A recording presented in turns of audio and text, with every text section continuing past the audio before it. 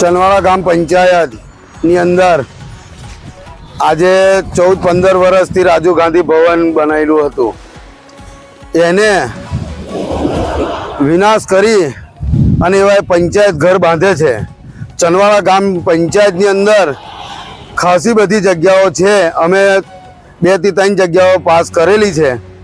એમને ત્યાં નથી બાંધ્યું અને આ જે રાજીવ ગાંધી ભવન છે એને તોડી નાખવામાં આવ્યું છે.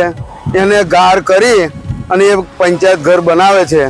એટલે આખા ગામની સંમતિ લઈ અને અમે આ કાર્યવાહી કરીએ છીએ કે વિવાદ ઊભો થયો છે કે આ જે રાજીવ ગાંધી ભવન છે એ આપણા ગામની અંદર વાદી, પરમાર, વસાવા, મુસલમાન, હરિજન એમની કોઈ જાનનો ઉતારો છે નહીં. એટલે અમે સંમતિ કરીને જાનનો ઉતારો અહીંયા આપવાનું નક્કી કરેલું હતું. એમને બોડીને ઘરે જઈને સહી કરાવી લીધી. કીધું કે આપણે પરમિશન લેવાની છે એમ કહી ઠરાવ કર્યો અને આ કામ એમને ચાલુ કરી દીધું છે. આજે ઇમારત તોડવામાં આવી જેમાં પરમિશન લીધી છે ખરી હાલત અહીંયા એવું કહે છે કે અમે ગામ પંચાયતનો ઠરાવ કરેલો છે.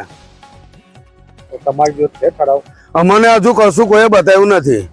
હમણાં સુધી કાલથી એમને કામ ચાલુ કર્યું. કાલે જ અમે એમને ટોયકા પણ હમણાં લોકોને અમને કશું એમને પૂરું પાપ્યું નથી. શું સમસ્યા છે તમારી? અમારા ચંદવાડા ગામમાં રાજીવ ભવન છે સરકારી, એની અંદર જાનનો ઉતારો હાલતા હતા.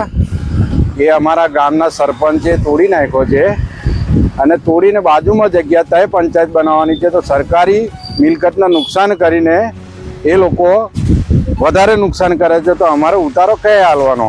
અમારી ઝોન આવે, વસાવા સમાજ છે, પરમાર સમાજ છે, વાદી સમાજ છે, મુસલમાન સમાજ છે. એ લોકોનો હોલ હતો, એ લોકોએ તોડી નાખ્યો છે.